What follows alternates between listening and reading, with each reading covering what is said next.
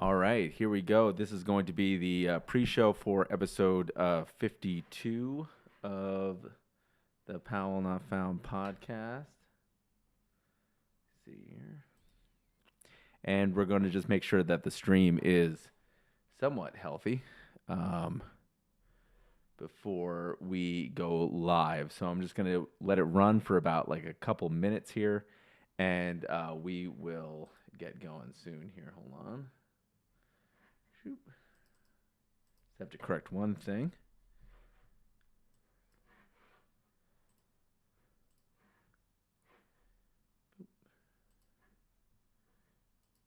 And make sure, I'm going to make sure that the audio is going really well. This is the first time that we're doing live, and then we will basically bring it down and then bring it back up and start the show from there.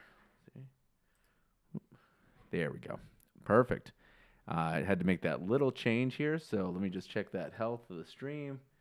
And all right, I think we're ready to go. So with that, we're going to, again, bring it down, and we're going to bring it back up, and that will be the beginning of the show. And so let us begin right here, and we'll be right back in about 10 seconds.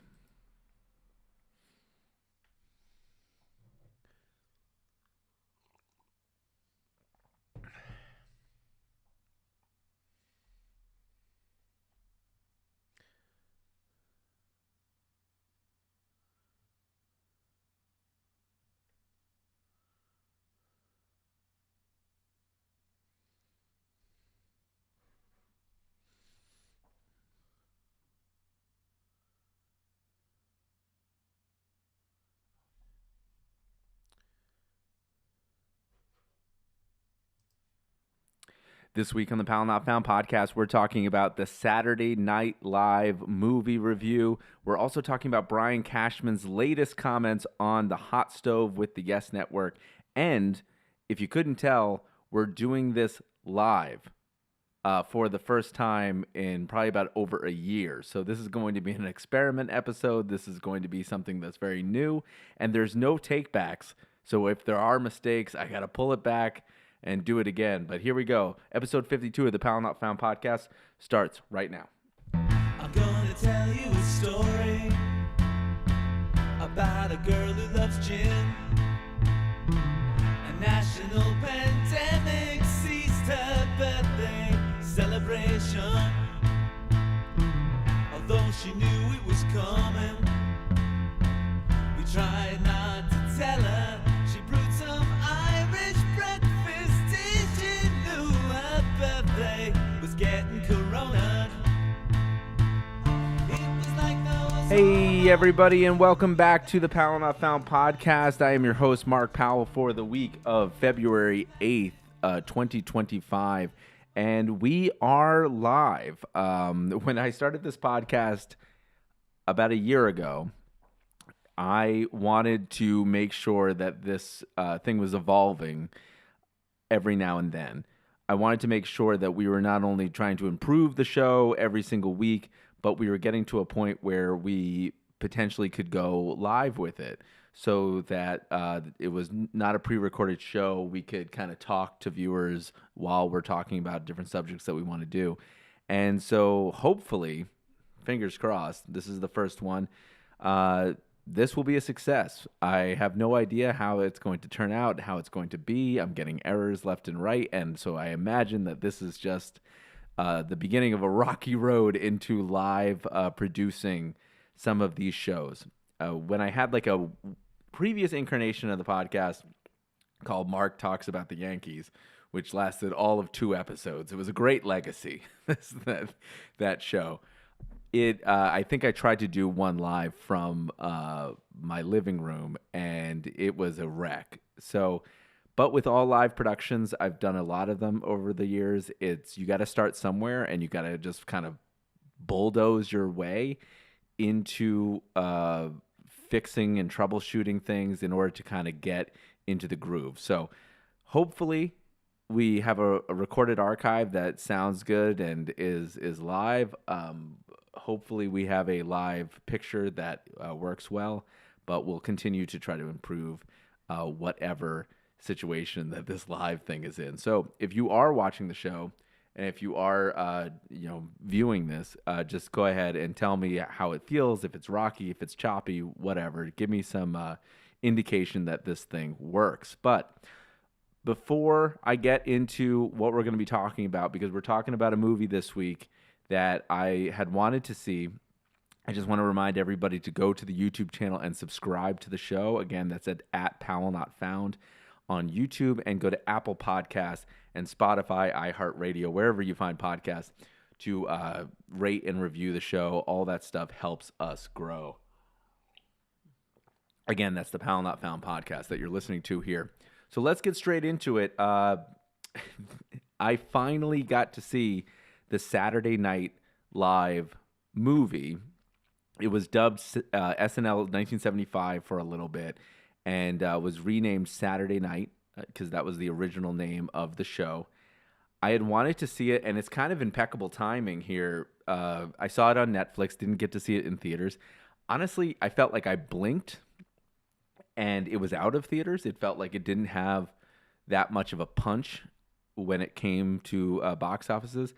But finally, went to go see this movie. This movie kind of documents and chronicles the first episode of Saturday Night Live, which debuted in October 11th, 1975. And this movie takes you from the first 90 minutes, the 90 minutes before the first live shot of SNL, and it takes you through what the pre-production was like right before they went live to America on their first episode. And it is a pressure cooker of a movie. If you're watching something, I feel like a lot of times the complaint in movies itself is that there is not enough of a hook to get you into the movie, or that it takes too long to get into it. If you've ever watched a movie like pre-1972, there's like 10 minutes of credits before you even get to anything in the movie.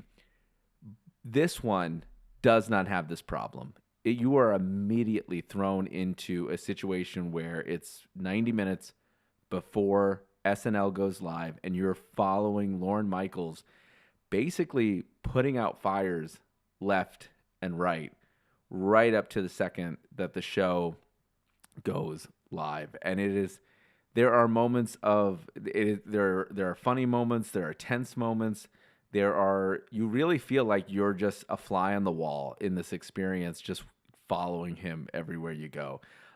Lorne Michaels is played by Gabrielle LaBelle, and Rachel Sennett also plays Rosie Schuster, who's Lorne Michaels' wife. You get a little bit of insight into how he's putting together this show that no one really has faith in at the time, which is a funny thing to think about 50 years later, especially on the heels of them celebrating the 50th anniversary on February 16th. So just a little bit more than a week away that they're going to have their big extravaganza.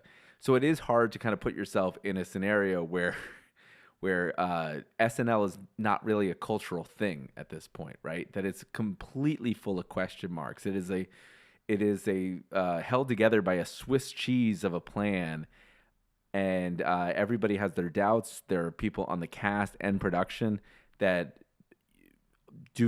express openly about why they're even doing a show like this. It is very, very interesting to watch. Especially since SNL has permeated so much of the culture that I can't remember. I mean, SNL was long when I was born. It was long established, right? So it is funny to put yourself in the shoes of an NBC executive looking at the show going, this is completely a zoo.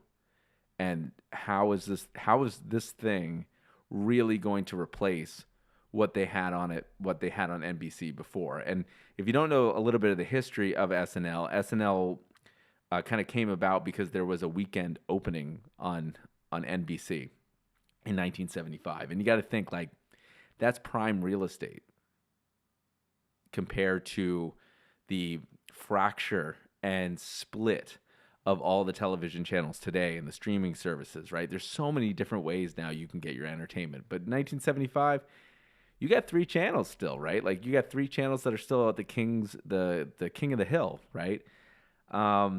Johnny Carson, they used to run Johnny Carson reruns in that spot until they basically told Lorne Michaels to develop a show, and that will kind of be in that place, right? And when you get brought into this picture, when you watch this movie, it certainly puts you immediately in the emotional disposition of, hey, this show is not going to work. It is this is not going to be a healthy show. This is not a healthy work environment in a lot of different ways, right? It definitely puts you into that time frame and basically makes you the viewer, the producer and showrunner of Saturday Night Live. And in that way, it is fantastic. I honestly watched it straight from beginning to end. It's a very short, concise movie, which you got to love these days because a lot of these movies tend to be 3 hours long, right? They're commitments at this point. But this one, from the beginning to end, it does not lose tempo. The other thing that I noticed right off the bat is that there is a camera technique that is used in a lot of really interesting films to kind of exemplify stress and or exemplify people juggling different tasks. They used it also in Pulp Fiction, where the camera follows the main character for a long, long time. And immediately my feeling was that the orchestration of that not only is really impressive in its own right and gives you an idea of what Studio H is kind of built like at the time, or Studio 8H is built like at the time, it also kind of makes you feel like you're in a live production by doing that, right? So much of Saturday Night Live feels like a theater piece in front of you, because it is. It's a live play, right? It's a live comedy review. By them taking you through with one shot with very minimal cuts, it stops becoming cinematic and gives it that live environment right off the bat. So you feel like you're in it, right? This is something that Pulp Fiction did with John Travolta and Samuel L. Jackson, and it's a very, very famous, like 8-minute long tracking scene. But this one immediately throws you into the environment, and also does a great job of introducing different characters during this one long tracking shot in the beginning, and gets you into the movie right away. I thought that was really, really impressive. The funny thing about this movie too is that coming on the 50th anniversary, it does make you think about the evolution of the show, right? We talked about earlier about how that this environment seems like it's a highly dysfunctional environment, right? You have a whole bunch of comedians, you have a whole bunch of musicians thrown into this pressure cooker and trying to hit marks. You have cameramen, production people, and it reminds you just of like how a play gets produced, right? I was in college plays and when I went to a university, and like it does feel that way when it starts to become Hell Week and dress rehearsals and costumes and stuff like that. It does feel like it's just one thing after another, right?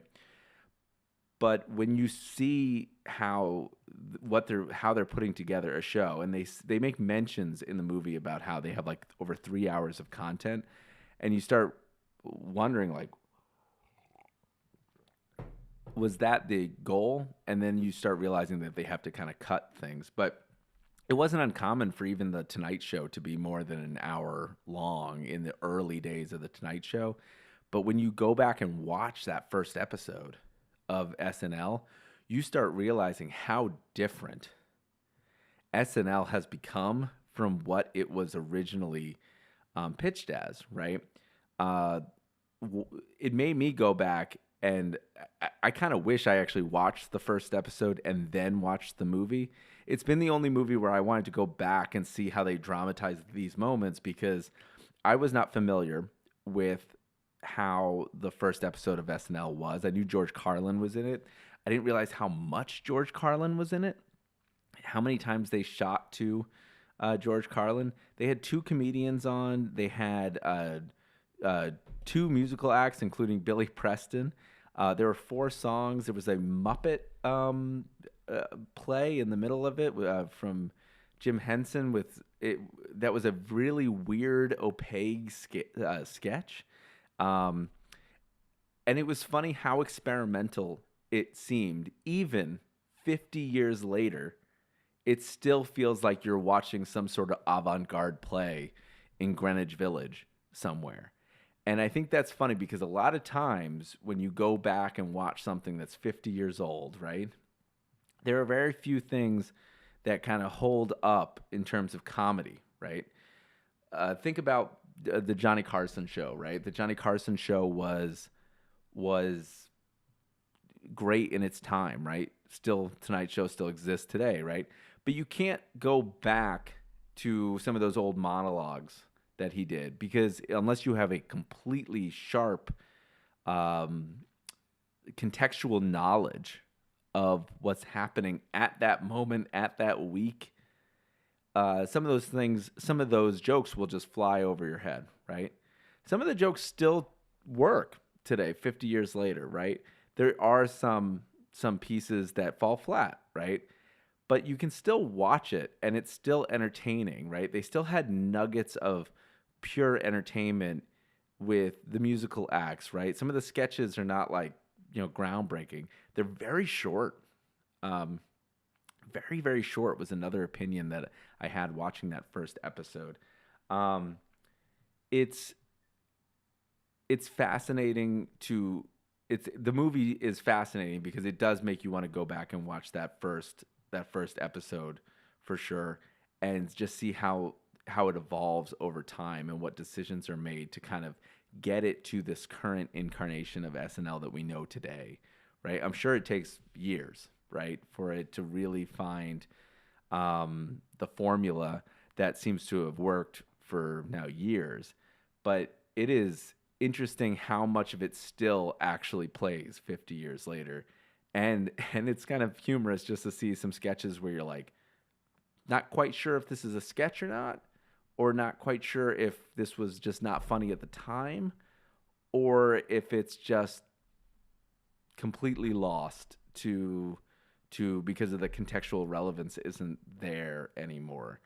So I would recommend, if you're going to watch this movie, watch the first episode and then watch how they dramatize these things. Like, look at the comparisons between the actors playing George Carlin, Andy Kaufman, Billy Preston, John Baptiste from the Colbert Show plays Billy Preston in this movie.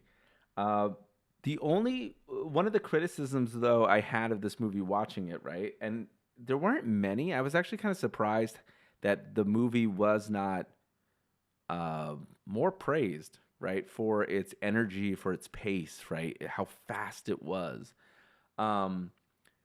is the payoff is kind of missing at the end, right? They tell you what the movie is from the very beginning, right? It is the 90 minutes leading up to the first episode of SNL. And when you get to the showtime, you want the show to start, right? Because you've seen all the pain and the suffering and the tears, the blood, the sweat, right, that goes into making a production like this. So the payoff does feel like it's just not there. It's hanging when you leave. But like I said before, it does make you go back. And I went to Peacock immediately, looked at that first episode, and so clearly it stirred something in me. I was like, I need to see this. So I thought that was really, really, really interesting. It's also it's funny. The actors do such a good job. I mean, there's actors that played Chevy Chase, Dan Aykroyd, John Belushi, they're excellent in this movie. The actor who plays Dick Ebersol, the NBC executive who was most famous for NBC Sports and was involved in the fiasco with The Tonight Show back in 2010, is they bring not only accuracy to the roles, but Dick Ebersol's role brings dramatic tension to Lorne Michaels, right? Which you don't think is going to happen, but he's in a constant fight with NBC executives about the actual success of the show, which is, again, kind of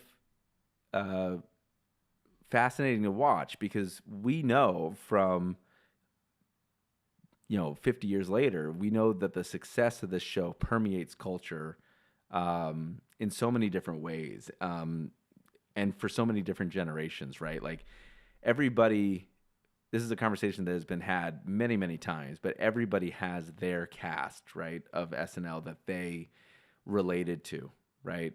My cast of, Tina Fey, Will Ferrell, Jimmy Fallon, those guys, right? But other people have, Adam Sandler, Rob Schneider, and those crew, Chris Rock, Phil Hartman, and Dana Carvey, and all those different people. Everyone has their sketches that they remember, and everybody seems to have a sketch that permeates the culture. And it feels like every 5 years, it's almost like an election cycle, right? Every 5 years, there seems to be a sketch that kind of breaks through the fourth wall and you can't get away from, right? I mean, 2 weeks ago, it was the Espresso Domingo sketch, right? But I remember incarnations of sketches like, Van Down by the River, right, is still like considered a viral video. The Cowbell video with Will Ferrell, right? Tina Fey's, Sarah Palin, right? Every election cycle, it seems like SNL kind of comes to the fore, right? And they have they're reviving and reviving and reviving, right? And they're evolving and they're evolving and they're evolving. It's a fascinating show, right? I would be interested in seeing movies that kind of went into different eras, right, of SNL. I think they did this movie perfectly because they did what some other movies that are trying to depict real events don't do, right? A lot of biopics about people's lives, right, will take their entire life and try to slam it into an hour and a half. What this movie does really well is that it takes an hour and a half and takes you through that hour and a half. They pinpointed the most exciting moment of SNL was the moment before the red light went on and that they went live for the first time. That origin story is most exciting in the lead up to it, right? They took us inside the zoo. They took us inside the circus that was happening in 30 Rock and gave us a sneak peek into the insanity that made up the foundation for a show that was going to live 50 years on, right? Do I think that, this movie is clearly for the 50th anniversary of SNL. I think it's perfectly timed. I think Jason Reitman, who was the director of this movie, did a great job as a companion piece to all the stuff that's going to happen come next week with SNL. I would love to see different versions of this with different casts, right? I would love to see actors have a take on Adam Sandler. I would love to see an actor do a Dana Carvey, right? Like this is the Chevy Chase, Dan Aykroyd, John Belushi, those characters doing such a good job mimicking them. The guy who plays Billy Crystal is really impressive, right? You don't really realize how good of an impression of Billy Crystal that is until you're watching this movie. It made me want to see other moments in time from SNL. Maybe like that moment of time when SNL changes hands, right, and is a completely new cast, like when it's Robert Downey Jr.'s in it, right? I'd love to see a movie that depicts SNL during during the pandemic or something like that. Like something that's very, very specific to SNL's history, right? I think could still be kind of expanded. So unfortunately, do I think that they're going to expand on this story? No, I think it's just a companion piece, but I would love to see different little windows of time using the same format because it was exciting. It was energy filled and the pace was fantastic. Let me just check my notes really quickly. So February 16th is going to be the SNL 50th anniversary. So before you do that, check out they have a free episode on Peacock for the first episode of SNL. I would implore you to just keep watching. The second episode starring Paul Simon is fantastic, going back to like how different the show was. I mean, Paul Simon on the second episode starts the show off with like 3 songs, record perfect. It's an amazing display of talent.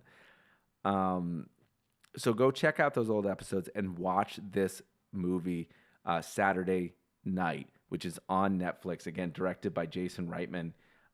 It's a great movie, a great piece to watch. With that, we are going to take a little bit of a 5-minute break. I'm going to get a little bit of water, and we will come back talking a little bit about Brian Cashman's comments on Gleyber Torres coming up next on this live episode of the Pal Not Found podcast. That's what you're listening to right now. Let's take a quick break.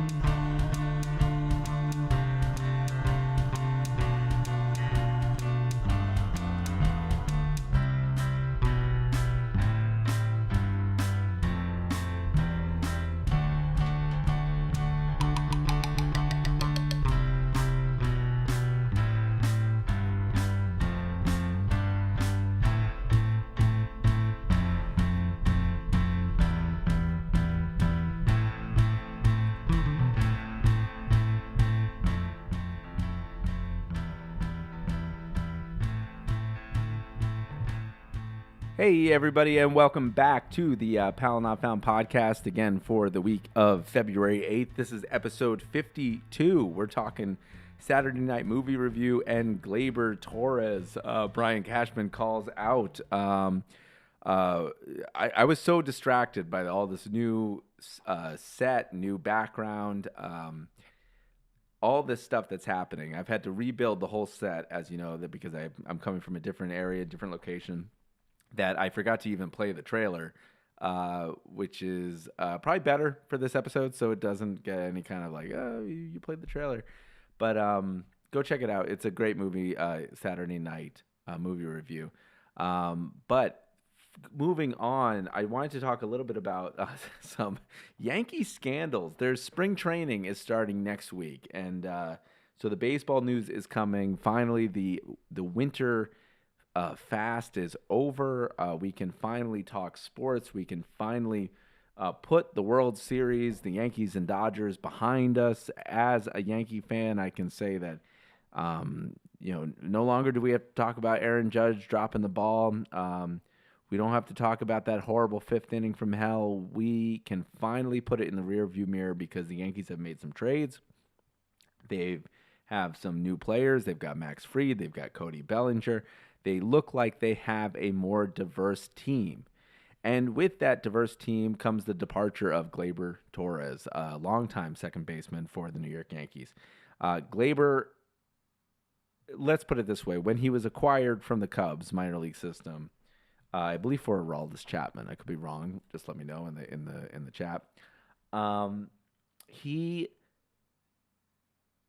always had a little bit of a rough go as a Yankee. His hitting was up and down, right? He never really, he kind of had a Gary Sanchez-esque like, plot to his career, where he never really could come back to that mega sophomore season that he had. And And when he departed, he went to the Tigers in free agency, and good for him. And with that departure to second base comes the speculation of, like, who are the Yankees going to play, right? They have a second baseman in Jazz Chisholm. Jazz Chisholm played a formidable third base. He's not a third baseman. That was the first year that he played. He also played center field for the Marlins as well. But it looks like things are covered out there with the Martian and Bellinger and Judge so far. So it was surprising when Brian Cashman went on the Yes Network, went on Hot Stove, and he did. He started talking a little bit about their second base, third base options, and hopefully this is the right clip here for what I'm talking about here. Let's listen to Brian Cashman talk about some options here at second base. Switch back and forth. I don't know which way we're going between Jazz at third, Jazz at second, Jazz, depending on who's on the mound. Obviously between, Peraza, Cabrera, DJ LeMahieu, Vivas, we're going to have some guys taking some reps trying to earn a spot, whether it's at second or third. The flexibility that the athleticism of Jazz provides gives us, the ample opportunity to play it out. I'll be comfortable when somebody solidifies that, or whether it's a platoon situation or it's a solo shot. When I acquired Jazz to be our second baseman and move Gleyber to third. The rest of last year, Booney wanted to do it the other way. He moved Jazz to third after we got him, and Gleyber to second, and kept Gleyber at second because Gleyber didn't want to move to third and was unwilling. So Jazz wound up getting baptized in a position he never had played it well enough, and now gives us a little bit more flexibility entering the 25 year. I don't know. Gleyber was unwilling to move to third base. That's an interesting quote from them, considering the history with Gleyber Torres moving positions. Before Anthony Volpe kind of took over a full-time shortstop a couple years ago, remember, before, there was an IKF situation, there was a Gleyber Torres situation moving to short, and not only did his offense kind of decline, but clearly moving out of position was not a good thing. So it was interesting to hear Brian Cashman say that they were willing to try to have him move to third, whether that they meant maybe they thought like defensively he was a little bit more able to kind of navigate that hot corner than the second base play that he kind of delivered. But I was surprised that they were even considering something like that for a Gleyber Torres, right? And in a way, it is kind of subtly calling out his unwillingness to change. Maybe after that experience, Gleyber became a little bit more hesitant, but it also doesn't leave a good flavor when it comes to Gleyber's willingness to be a team player on the Yankees, and kind of confirms why maybe the Yankees weren't that keen in bringing Gleyber back as a franchise player. I mean, Gleyber had a tough season as a New York Yankee last year at second base. I think it was 14 errors. I think that's what was the final total ended up becoming. I mean, it was a tough year for him at second base. So he really couldn't, sit back and say, well, defensively, I did a great job. It was kind of a shaky second base. And when Gleyber made an error, it was a kind of a storyline last year that Gleyber had such a relaxed way of gliding to the ball that when he did botch something in the field, it just looked way worse because it looked lackadaisical. It didn't look like there was any energy, right? I can't remember the last time Gleyber dove for a ball. Right? And maybe that's just because of the defensive positioning and the way that defenses have lined up and perfected where the ball is going to go. But really putting full gas effort. I just have too many images in my head of a ball going up the middle going, I feel like Gleyber could have gotten that. But anyway, so getting called out publicly like that is a little bit extreme, but hey, it's Cashman's team, right? And if they're truly being this transparent now, it may actually bode well for people like myself commenting on the sport to actually have transparency. That's something the Yankees are not very good at, being transparent, right? Until maybe a player leaves the team and then all of a sudden the stories come out. Maybe they're not going to be as transparent with their own team, but it is kind of funny to hear that. And that's why they moved Jazz Chisholm to third base, right? It didn't hurt anybody last year. I don't think all of a sudden if the positions were switched that the outcome would be any different. But it is interesting to hear that they were even considering that, especially after the botch season when Gleyber went to shortstop. In response, I thought this was funny. The tweet has now been deleted, I believe. I can't find it on Gleyber Torres' X, but I have it here with The Athletic. In response to these tweets, Gleyber tweeted out, "Still?" ? Sleeping emoji, crying, laughing emoji. Just turn the page with the page emoji. Kind of a, he has a point, right? At some point, he's off the team, right? Gleyber Torres is no longer an active member. Who cares? It's in the past, right? If they wanted him to change, I feel like they could have made him change, right? There's definitely different ways that you can bench a player, right? If they're not willing to kind of change. I know they have to kind of treat all these players with kids' gloves, but like it is Cashman and Boone's team, right? The fact that he even showed an unwillingness to kind of change is bold, considering that the team is paying you to play where they want you to play, right? But it's a different game. So I just thought that was really kind of funny. Seeing that reaction, because you don't get too many battles with the front office. But now that Gleyber is no longer a Yankee, hey, the gloves are off. So I thought that was kind of funny. Other than that, it was kind of uneventful in terms of talking about where the Yankees kind of want to go with the second base option. I fully expect that come opening day, I think DJ LeMahieu is going to be the third baseman for the New York Yankees. They talked about options like, every year, Oswaldo Cabrera, Oswald Peraza, Horbid Vivas, I think is his name, how you pronounce his name. They will be kind of battling for a spot, but I fully expect with the contract of DJ LeMahieu still being outstanding for 2 more years, really. I think they're going to want to get use out of him, especially considering he had an early exit to the season last year. So I'm excited for it. Next week I will be in spring training areas and stuff like that. Pitchers and catchers report, so no games are started. But I'm already looking forward to going to the baseball season, speculating about roster construction and doing all the stuff and seeing those first games. It's been too long. We've had on this podcast, we've had to really pivot to movie reviews because there isn't a lot of baseball happening. But we've got one last thing to talk about, and it's the Super Bowl here. Super Bowl is this Sunday. It's the Chiefs versus the Eagles. And, listen, after seeing the Chiefs in 3 straight Super Bowls, now, I didn't want to become a Philadelphia fan.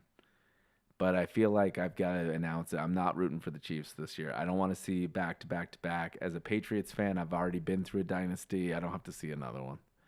And it's getting tiring, to watch the same team just dominate over and over and over again. So I was hoping the Bills were going to kind of upset there for a long time, for a while, and I was sadly disappointed again. I can't imagine what Josh Allen's going through here, but hopefully, let's go Eagles in the Super Bowl and end this streak.